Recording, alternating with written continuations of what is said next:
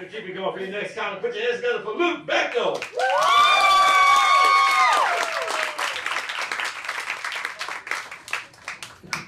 Hey, what's up, guys? What's up today?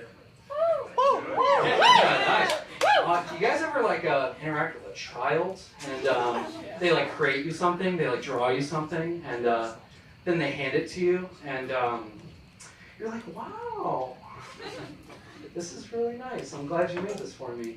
But guys, come on, it's actually like objectively like a really bad thing. Like it's like poorly done, you know. That's kind of how I've been feeling about this portrait of perhaps Jay Leno.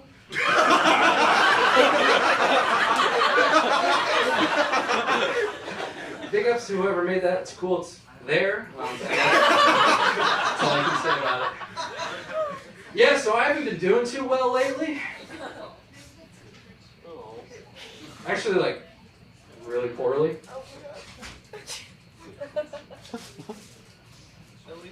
So I thought, try to make myself feel better. So I hopped on the dating apps.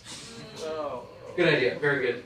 I saw this girl pop up on Hinge once, and she had a prompt on her profile that said, "My simple pleasures." She said her simple pleasures are threefold: good wine, good bread, and good conversation. And something just bothered me about that. Like, it stuck with me for days. I was like, who does that remind me of? And eventually I realized this woman's tastes aligned exactly with those of Jesus Christ. Like, those are your simple pleasures? Your tastes have not evolved in 2,022 years. Like, do you think she knows about Four Loko? Like, has she heard about Taco Bell yet? You know, Avengers Endgame? We don't have to keep doing this bread and wine thing, you know. I was told I'm supposed to move to this. Forgot about that, sorry. Yeah, I don't know. I just, I feel like if you were to play that girl like a single Playboy Cardi song, she would just die instantly, like sensory overload.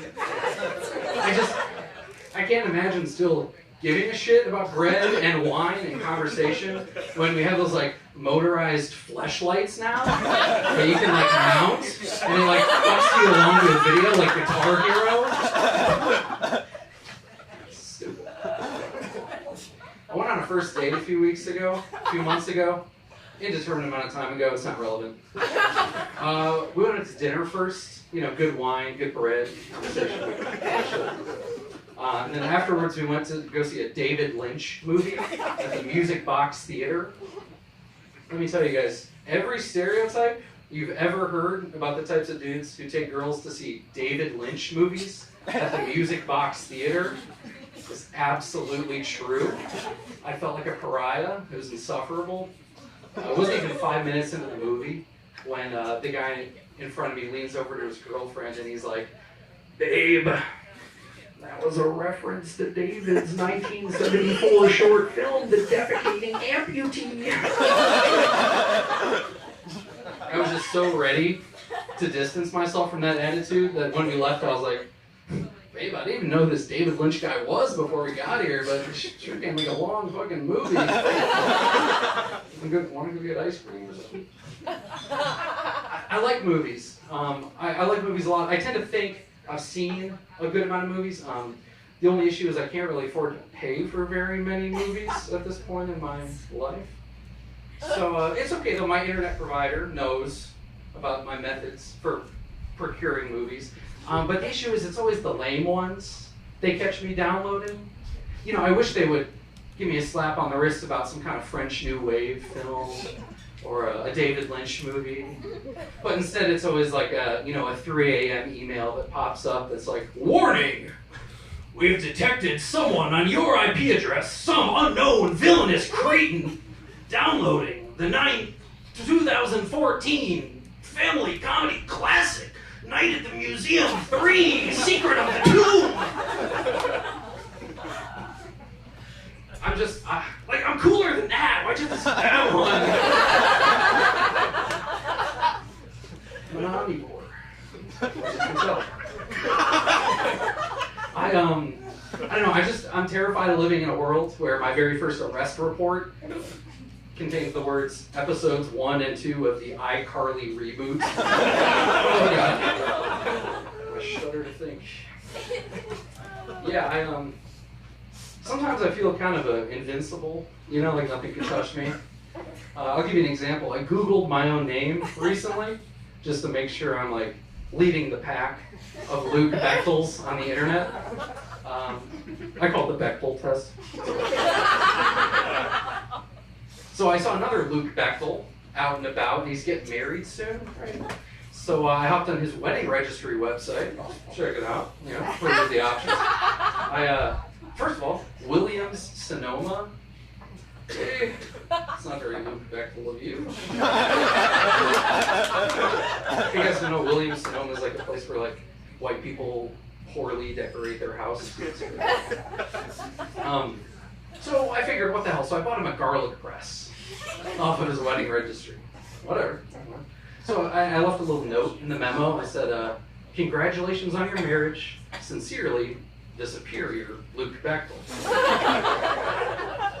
Yeah, I mean, I figure it is like a $30 piece of kitchen equipment, but $30 is nothing compared to the satisfaction of knowing every time he makes garlic bread for the duration of his marriage, he'll remember how inadequate he is. I like that. I can get down with that. Sometimes I can just be an asshole like that. Other times I just feel good for nothing. Big ups to therapy, guys. I'll say this much. First of all, I'll preface this. Do we have any military people in the house tonight? Hey!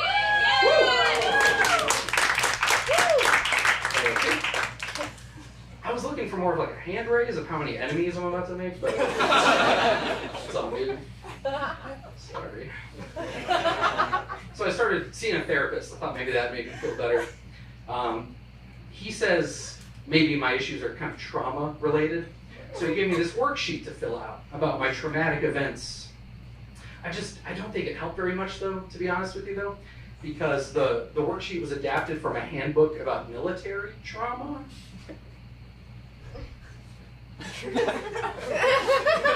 So all the examples are like, traumatic event. I gunned down a pregnant woman at Baghdad. And I was just like, what is my equivalent?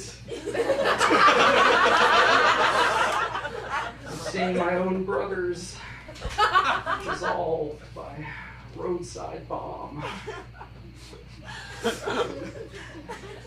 I guess my credit score is kind of low.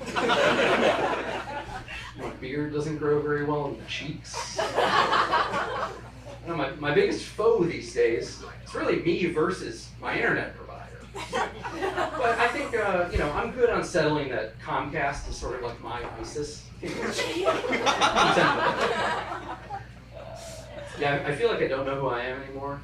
I think I'm straight. Straight enough.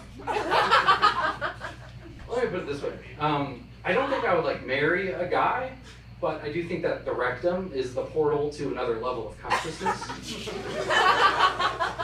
So I went to the doctor a few years ago, and I was like, I told her, big, brawny Polish woman, real third grade teacher, meaty body. It's like a suckling pig with an advanced degree. I told her, Doc, my prostate has been burning when I pee. So she says, well, you know what we have to do to check it out. Yes. Yeah, I know. Correct. Yes. Onward. Let's go. But even then, I was like a deer in the headlights. I hadn't been broken in yet.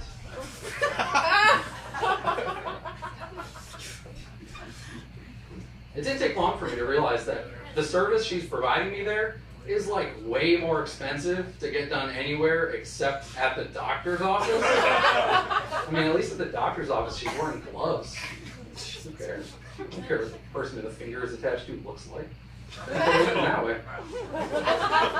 So now when I go to the doctor, I'm like, Doc, it burns so bad.